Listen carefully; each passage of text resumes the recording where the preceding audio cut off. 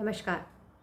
हमारे शास्त्रों में काम, क्रोध, लोभ, मोह और अहंकार को विकार माना गया है, परंतु पूरी पूरी तरह से हम इसे विकार नहीं कह सकते। अब जैसे कि हम क्रोध का एक एग्जाम्पल लेते हैं।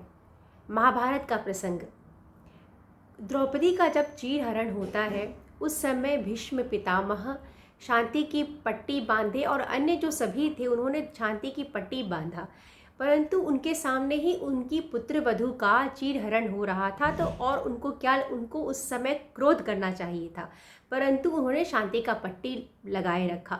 तो जहाँ पर क्रोध की आवश्यकता है, जहाँ पर इन चीज़ों की आवश्यकता है, वहाँ ये चीज़ें उपयोगी हथियार की तरह सिद्ध होती हैं। परंतु अन्यथा ही हर एक दिनचर्या में किसी छोटी छोटी चीज़ों में क्रोध आना ये गलत है।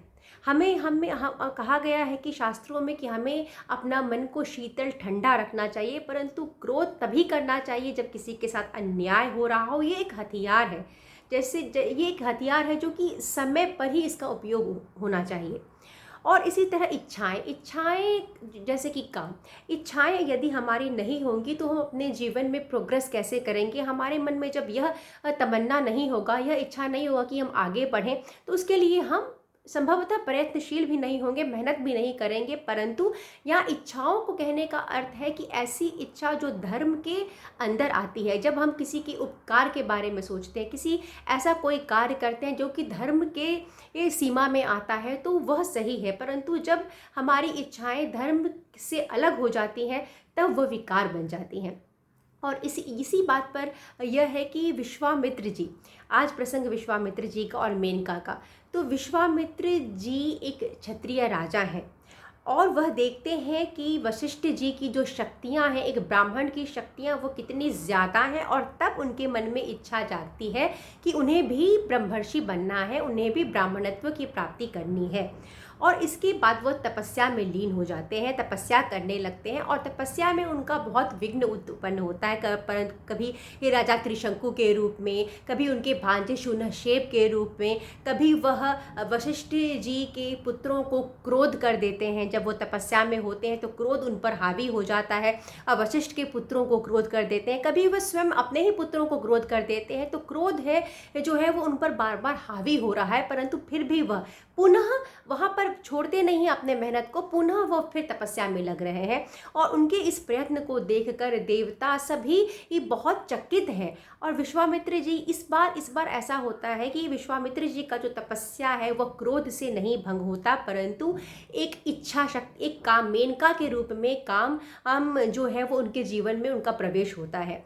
तो होता यह है कि पुष्कर में ये जो विश्वामित्र जी हैं वो 1000 वर्ष तक दिव्य और कठोर तपस्या करते हैं। और उसके बाद तपस्या का स्नान कर रहे होते हैं, जिसके बाद के देवता और स्वयं ब्रह्मा जी उपस्थित होते हैं और देवता से और उन्हें कहते हैं कि वो बहुत प्रसन्न है। और उन्हें ऋषि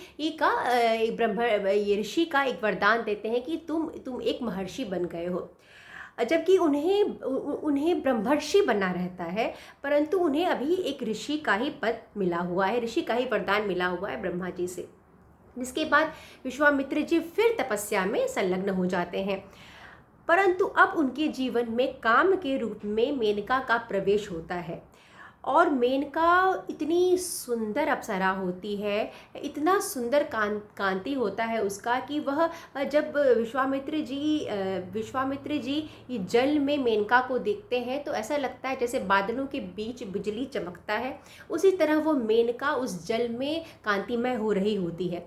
तो विश्वामित्र जी मेनका की तरफ आकर्षित हो जाते हैं और वह मेनका उनके साथ ही आश्रम में रहने लगती है पूरे 10 वर्षों तक।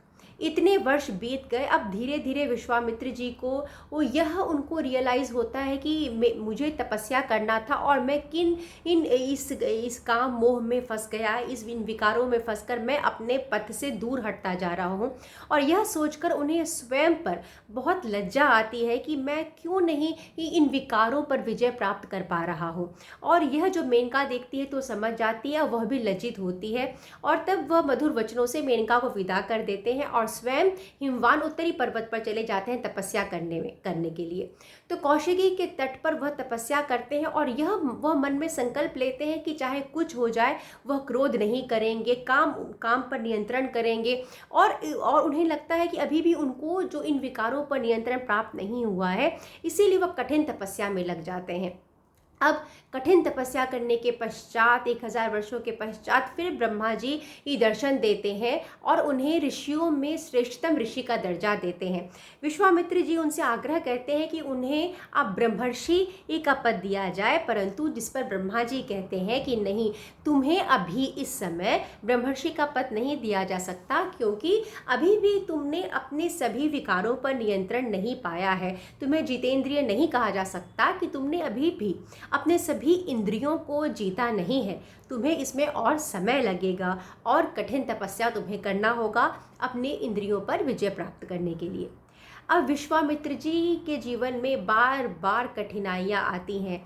वह व्रत लेते हैं, संकल्प लेते हैं ब्रह्मर्षि बनने का। उनके जीवन में बार बार कठिनाई आ रही है, कभी क्रोध उन पर हावी हो रहा है, कभी काम उन पर हावी हो रहा है, परंतु बावजूद इसके वह झुकते नहीं हैं। वह फिर से उठ खड़े होते हैं और फिर से तपस्या में लीन हो जाते हैं।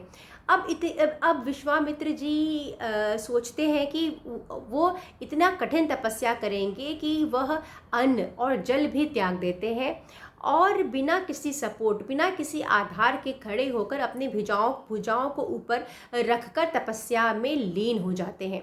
तो इस तरह से इतना कठिन तपस्या जब देवता सब देखते तो सभी देवता भी आश्चर्यचकित हो जाते हैं विश्वामित्र जी के दृढ़ संकल्प शक्ति को देखकर। और इसके बाद इंद्र के मन में फिर एक विचार आता है कि क्यों ना इनके जो तपस्या है इसमें विघ्न उत्पन्न किया जाए, और इस बार वह सोचते हैं कि स्वर्ग की अप्सरा रंभा को भेजा जाए ताकि रंभा उन्हें आकर्षित करके फिर इनकी तपस्या में विघ्न उत्पन्न कर दे। और इस वजह से वो रंभा के पास जाते हैं और आगे क्या होता है, रंभा विश्वामित्र जी से मिलती हैं या नहीं मिलती हैं और कैसे ये आगे विश्वामित्र जी का तपस्या होता है, यह मैं आपको अपने अगले वीडियो में सुनाऊंगी। मुझे सुनने के लिए आप सभी का बहुत धन्यवाद।